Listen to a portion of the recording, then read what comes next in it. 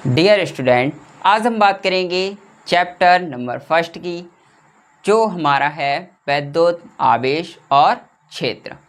तो chapter first हमारा कौन सा है? चैप्टर फर्स्ट वैद्युत आवेश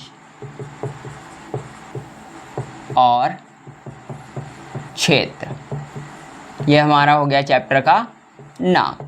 और ये चैप्टर हमारा जो यूनिट में आता है, कौन सी वाली यूनिट में आता है? तो यूनिट हमारी हो गई वैद्युत की।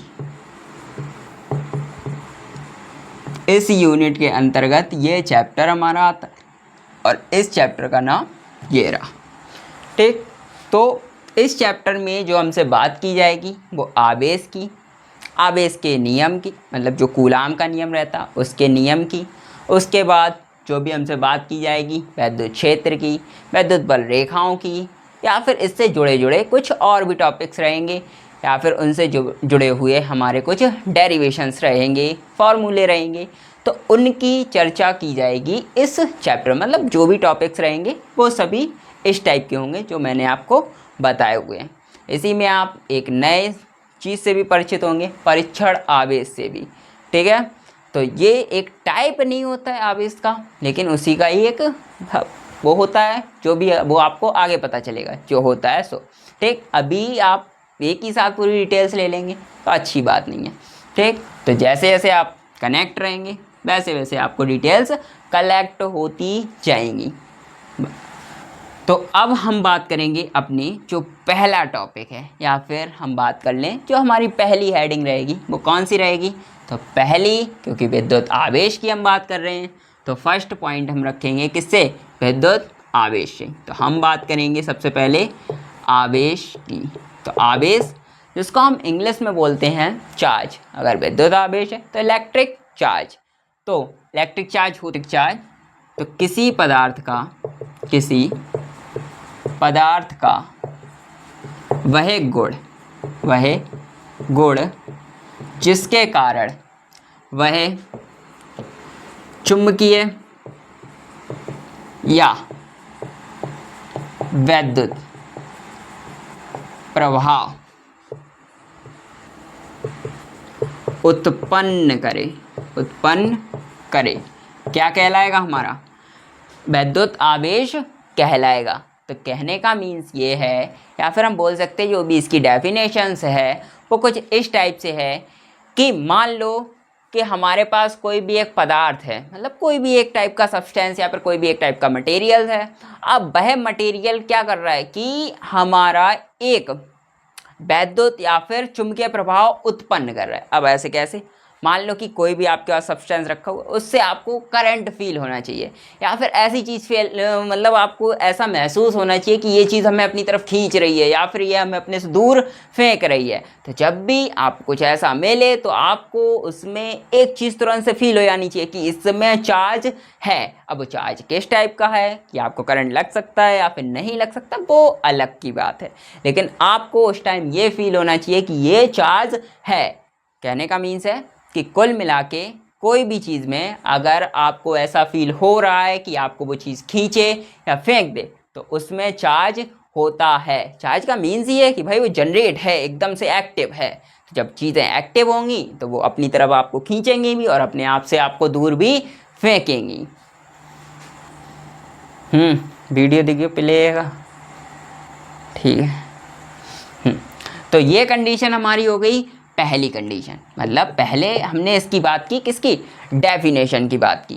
अब हम बात करेंगे कि इसको रिप्रेजेंट किससे करते हैं। तो हम आवेश को रिप्रेजेंट करते हैं, बोल सकते हैं कि प्रदर्शित करते हैं किससे? तो प्रदर्शित हम करते हैं भैया स्मॉल क्यू से। तो स्मॉल क्यू से इसका रिप्रेजेंटेशन रहेगा। कहीं कहीं हम लोग यूज़ करते हैं कैपिटल क्यू का भी, लेकिन मोस्टली जो हम यूज़ करेंगे वो कौन सा क्यू रहेगा? स्मॉल क्यू रहेगा। तो प्रदर्शन पे हम ज़्यादा बात करेंगे नहीं भैया, किसी का भी शो ऑफ नहीं करना चाहिए, या फिर किसी का भी प्रदर्शन इतने अच्छे से हमें उस पर ज़्यादा चर्चा नहीं करनी चाहिए। ठीक है, क्योंकि वो उसका आपसी मैटर है, उसमें हम क्या बोलें। ठीक है, तो जो क्यू रहेगा हमारा वो क्या रहेगा? कूलाम, मतलब आवेश को रिप्रेजेंटेशन हमारा लेटर रहेगा। इसके बाद अगली बात करें तो अगली बात क्या होगी?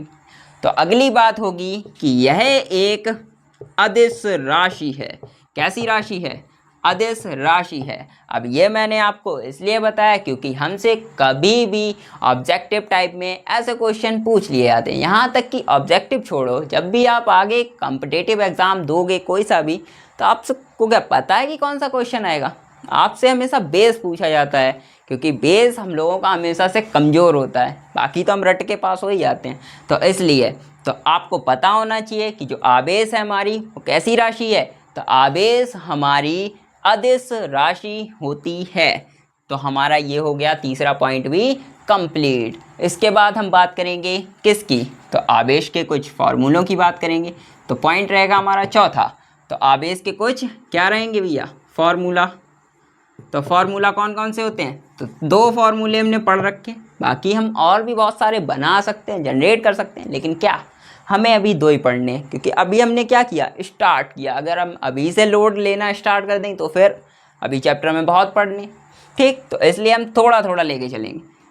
तो जैसे पहला फार्मूला Q इक्वल NE, दूसरा Q इक्वल IT। ये हमारे क्या हो गए? 2 फार्मूले हो गए। पहला Q इक्वल IT और Q इक्वल NE। ये हम मोस्टली यूज़ करेंगे और ये वाला हम कभी कभी यूज़ कर लेंगे जब हमें क्वेश्चन मिलेंगे जिस टाइप के, लेकिन पहले पॉइंट पे क्वेश्चन इससे ज़्यादा हमें मिलेंगे, ठीक है। अब हम बात कर लेते हैं किसकी? तो अब हमें पता चल गया भाई इसका फार्मूला। तो फार्मूला हमें पता चल गया है, तो अब हम क्या निकाल सकते हैं? इसकी यूनिट निकाल सकते हैं। तो इसकी यूनिट क्या रहेगी?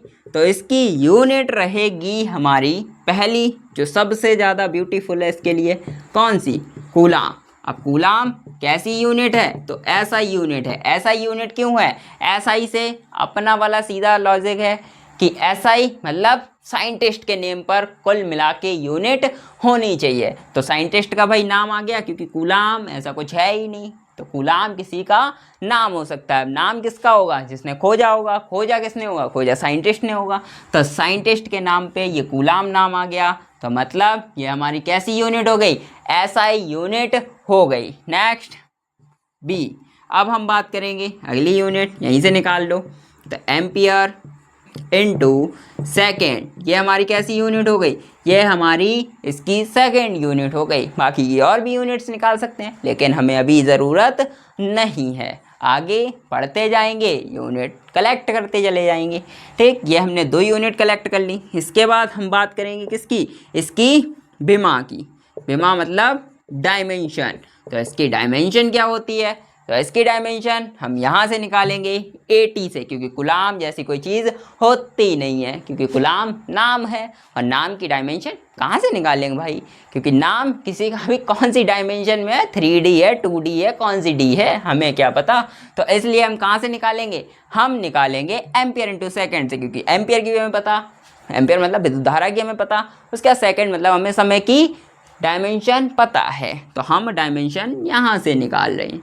क्या निकलेगी डायमेंशन? AT। ये इसकी डायमेंशन हो गई। तो आवेश हमारा ऑल ओवर जितना भी था वह सब इस बोर्ड पे आपको नज़र आ रहा है। तो आवेश जो इलेक्ट्रिक चार्ज होता है, तो किसी पदार्थ का वह गुण जो चुंबकीय तथा वैद्युत प्रभाव उत्पन्न करे, कुल मिला के हमें करंट दे, क्या कहलाएगा? आवेश कहलाएगा। प्रदर्शित Q से करते हैं, अदिश राशि है, कूलाम और एम्पियर इंटू सेकेंड इसकी यूनिट रहती हैं। ये दोनों इसके फॉर्मूले हो गए और ये इसकी विमा हो गई। अब हम इसके थोड़े से फॉर्मूले को क्या कर देते हैं? खोलेंगे नहीं, तो आपको समझा दे रहे कि इसमें कौन सा क्या है। तो Q तो पता चल गया आवेश है, I विद्युत धारा हो गई, I क्या हो गई? विद्युत धारा।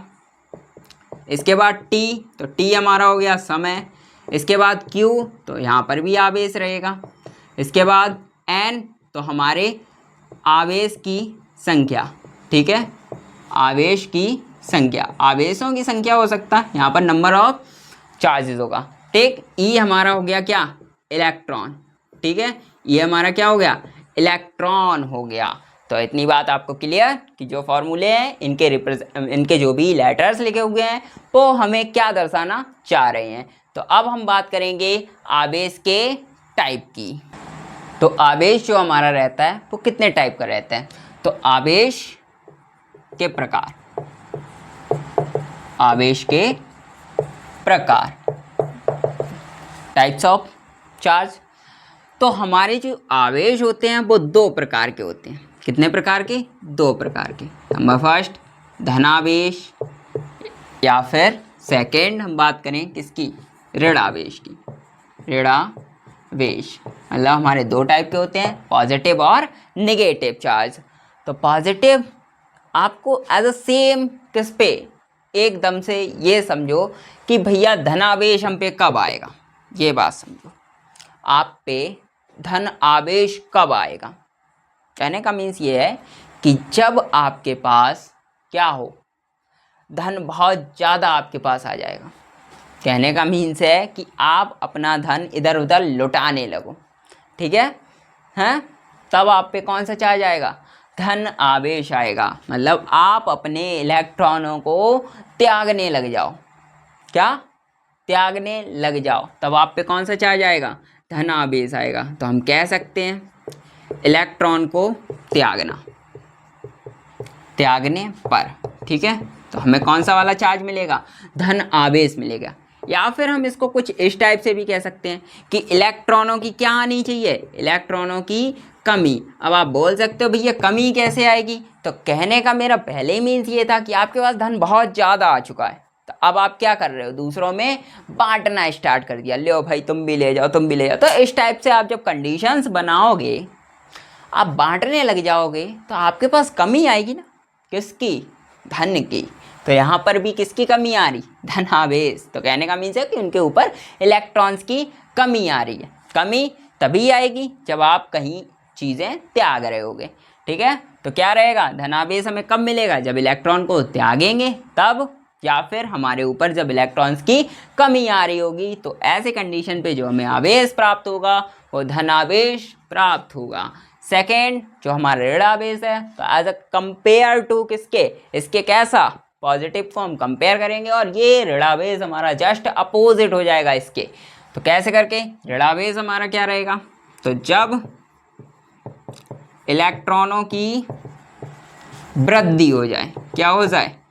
वृद्धि हो जाए, हो जाए, तो वो हमारा क्या होगा? ऋणावेश। ये समझो कि किसी के ऊपर पहले से ही लोन था और तुम जाके और उसे 10 लाख दिया है, तो मतलब उसके ऊपर कर्ज बढ़ गया, तो उसके ऊपर क्या आ गया? लोन आ गया, मतलब उसके ऊपर ऋण चार्ज लग गया। कैसे करके? उसके ऊपर इलेक्ट्रॉन की वृद्धि हो गई, मतलब पहले से ही बेचारे पे लोड था और तुम जाके उसे और लोड दे आए। तो इलेक्ट्रॉनों की वृद्धि तो हुई, बट हो कैसा गया? वो ऋणात्मक हो गया, मतलब ऋणावेश हो गया। या फिर हम इसको इस टाइप से भी लिख सकते हैं, ये ऊपर वाली डेफिनेशन को अपोजिट कर दो। इलेक्ट्रॉन को इधर त्याग रहे थे, इधर क्या करेंगे भैया? तो इलेक्ट्रॉन को ये ग्रहण करेंगे। इलेक्ट्रॉन को ग्रहण करने पर, मतलब दूसरों से कर्जा ले लो, तो हमारे ऊपर कौन सा चार्ज आ जाएगा? ऋणावेश आ जाएगा। मतलब पहले से ही था और भी हमने 2-4 करोड़ ले रखे लोन पे, तो हमारे ऊपर चार्ज कौन सा आ गया? ऋणावेश चार्ज आ गया। तो ये सीधी सीधी डेफिनेशंस थी किसकी?